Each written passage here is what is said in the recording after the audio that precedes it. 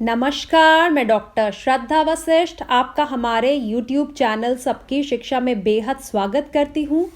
इस वीडियो के माध्यम से आज हम आपको जानकारी देने जा रहे हैं कि यदि आपके बच्चे का नाम कक्षा दूसरी से कक्षा 9वीं में दिल्ली के प्राइवेट स्कूलों में EWS कैटेगरी के तहत दाखिले के लिए लिस्ट में आ गया है तो आगे आपको क्या करना है। लेकिन उससे पहले हम आप सभी से अपील करना चाहेंगे कि हमारे आत्मविश्वास को बढ़ाने के लिए हमारी इस वीडियो को लाइक ज़रूर करिएगा और हमारे YouTube चैनल सबकी शिक्षा को सब्सक्राइब ज़रूर करिएगा। तो चलिए अब हम बात करें और जानें कि हमें क्या करना है अगर हमारे बच्चे का नाम कक्षा दूसरी से कक्षा 9वीं की EWS की लिस्ट में दिल्ली के प्राइवेट स्कूलों में दाखिले के लिए आ गया है। हमने ये नोटिफिकेशन आपके सामने खोल के रखा है। इस नोटिफिकेशन में जानकारी दी है कि आगे की प्रक्रिया क्या होगी। आप खुद भी यह नोटिफिकेशन देख सकते हैं डायरेक्टरेट ऑफ एजुकेशन की वेबसाइट पर जाकर www.edudel.nic.in पर जाएं। कोने में सबसे ऊपर पब्लिक सर्कुलर लिखा होगा, उस पर क्लिक करिए, आपके सामने नोटिफिकेशन आ जाएगा। Guidelines for admission of EWS freeship category students. इसमें बताया गया है कि 15 मार्च को यह ड्रॉ हुआ था और एडमिशन के लिए आपने फॉर्म 19 फरवरी से 4 मार्च तक भरे थे। 15 मार्च को ड्रॉ हो चुका है और ड्रॉ का रिजल्ट आप डायरेक्टरेट ऑफ एजुकेशन की वेबसाइट पर देख सकते हैं।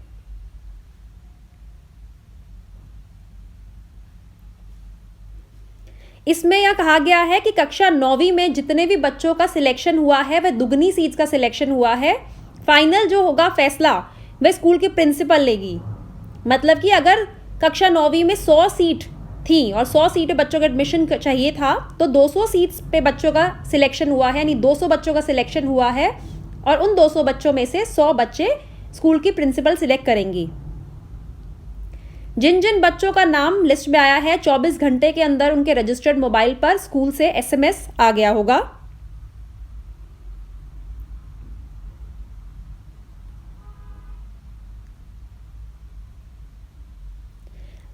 जब आप अपना रिजल्ट के लिए आपने अपना नाम देखा होगा तो आपके स्क्रीन पर स्कूल का नाम आ गया होगा।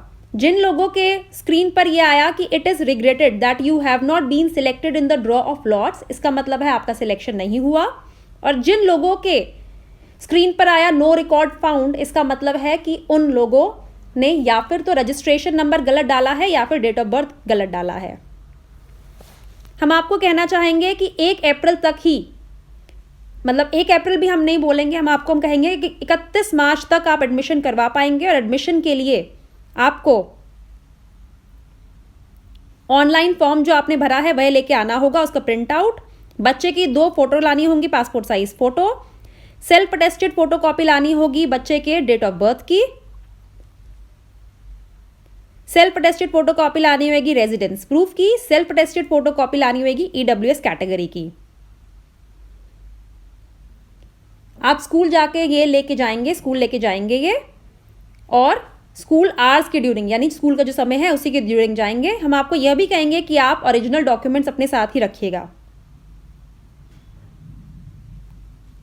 हम एक बार फिर से बता दें, आपको फॉर्म का प्रिंट आउट रखना है, बच्चे की 2 पासपोर्ट साइज फोटो रखनी है, सेल्फ अटेस्टेड फोटो कॉपी रखनी है जन्म के पते के प्रमाण पत्र की, सेल्फ अटेस्टेड फोटो कॉपी रखनी है घर के पते की, और सेल्फ अटेस्टेड फोटो कॉपी रखनी है EWS कैटेगरी के डॉक्यूमेंट की। साथ ही ओरिजिनल डॉक्यूमेंट लेके ही स्कूल जाइएगा और स्कूल के समय के ड्यूरिंग जाइएगा, जो स्कूल के समय है। अगर 1 अप्रैल से पहले ही, हम 31 मार्च आपको कह रहे हैं, अगर 31 मार्च तक आप स्कूल से जाकर आपने बात नहीं करी, आप स्कूल नहीं पहुंच पाए, तो आपका एडमिशन कैंसिल हो जाएगा।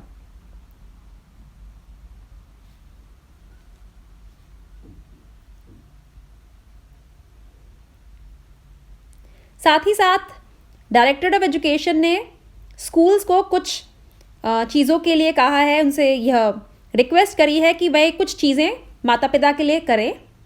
स्कूल्स ने रिक्वेस्ट करी है कि वह स्कूल्स अपने स्कूल के बाहर एक बड़ा सा प्रिंट आउट पे उन बच्चों के नाम की लिस्ट लगा दें जिनका एडमिशन कक्षा दूसरी से 9वीं कक्षा के तहत EWS कैटेगरी के तहत उनके स्कूल में हुआ है, ताकि माता पिता को और बच्चों को आसानी हो। बहुत से ऐसे माता पिता होंगे जो पहली बार प्राइवेट स्कूल में आ रहे होंगे, तो उन्हें जानकारी देने के लिए हेल्प डेस्क बनाएं। साथ ही उन बच्चों को एडमिशन के लिए मना ना करें जिन्होंने एप्लीकेशन फॉर्म में किसी एक माता पिता की ही जानकारी भरी है। यह भी कहा गया है, EDOE ने यह भी रिक्वेस्ट करी है स्कूल्स से कि अगर नाम में या किसी और चीज़ में एक दो स्पेलिंग में एक दो लेटर्स की यहाँ वहाँ गलती हुई हो तो उसकी बेस पर बच्चों के एडमिशन ना रोके, और आधार की बेस पर भी, अगर किसी के पास आधार नहीं है तो उसकी बेस पर भी बच्चों के एडमिशन ना रोके। स्कूल्स को कहा गया है कि छोटी छोटी चीज़ के लिए माता पिता को DOE के ऑफिस ना भेजें। यह फाइनल स्टेज है, अभी कोई भी चीज़ सही नहीं करी जा सकती, तो जितनी हो सके माता पिता की मदद करें। जल्दी से जल्दी बच्चों को दाखिला दें ताकि बच्चे पहले दिन से ही स्कूल ज्वाइन कर सकें। स्कूल से कहा गया है कि किसी भी प्रकार की फीस बच्चों से ना लें, क्योंकि उनका एडमिशन EWS फ्रीशिप कैटेगरी के तहत हुआ है।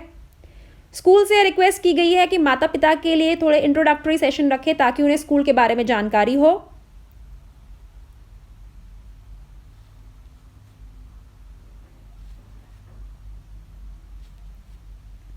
स्कूल्स को यह स्वतंत्रता दी गई है कि वे डॉक्यूमेंट्स की अच्छी तरीके से छानबीन करें जो माता पिता EWS कैटेगरी के तहत जमा करवाएंगे।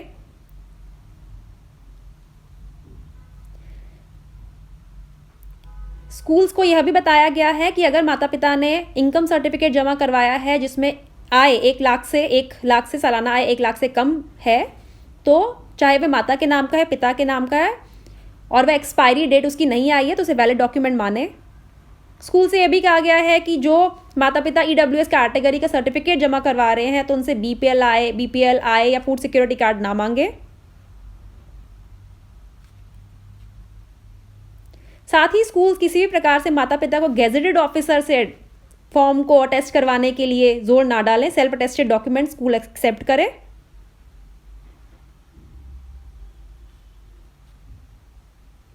साथ ही स्कूल से रिक्वेस्ट की गई है कि वह एक्नॉलेजमेंट स्लिप माता पिता को दे अगर माता पिता इसकी मांग करें।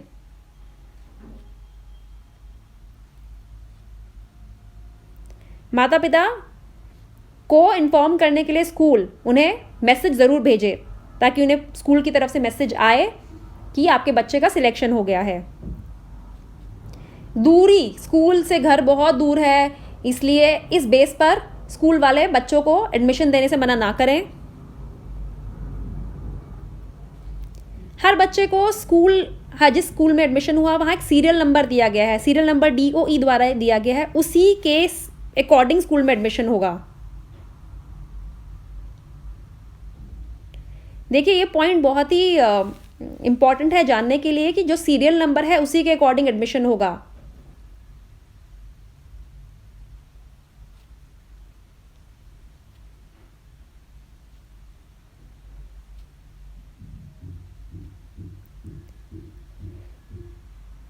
स्कूल आपको बहुत सी वजहों से एडमिशन के लिए मना कर सकते हैं। यदि आपके पास आपने डेट ऑफ बर्थ का प्रूफ नहीं जमा करवाया, आपने घर के पते का प्रूफ नहीं जमा करवाया, EWS कैटेगरी के प्रूफ का जमा नहीं करवाया, सालाना आय 1 लाख से कम नहीं है, आपने जो फॉर्म में जानकारी भरी है और आपके जो डॉक्यूमेंट से जानकारी मैच नहीं करी, या फिर आपने एक से ज़्यादा बार जानकारी दी है।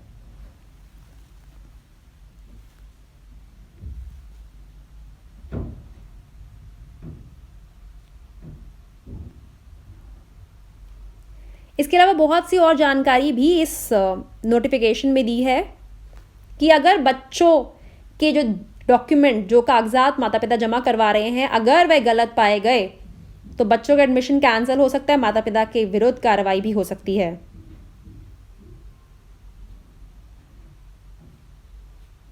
साथ ही जो स्कूल बच्चे को अलॉट किया गया है ड्रॉ के द्वारा, वह किसी भी कंडीशन में चेंज नहीं हो सकता। यह साफ साफ बात माता पिता को बताई गई है, क्योंकि बहुत से माता पिता पूछते हैं कि हमारा स्कूल चेंज हो सकता है। नहीं, जो आपको स्कूल ड्रॉ में अलॉट हो गया है वह चेंज नहीं हो सकता।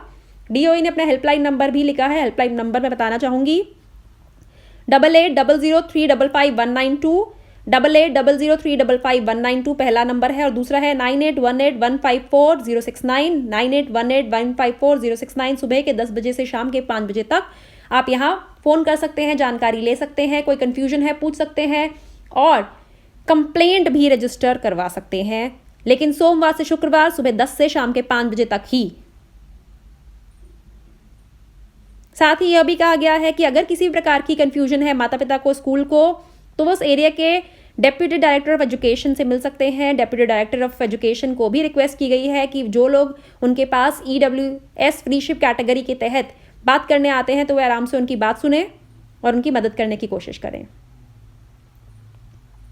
तो यह हमने आपको जानकारी दी है उस नोटिफिकेशन के बारे में जिसमें दिल्ली के प्राइवेट स्कूलों में बच्चों को एडमिशन के लिए जिनका नाम लिस्ट में आया है, उनका कैसे एडमिशन करवाया जाए लिस्ट में नाम आने के बाद, कक्षा 2 से कक्षा 9वीं में दिल्ली के प्राइवेट स्कूलों में।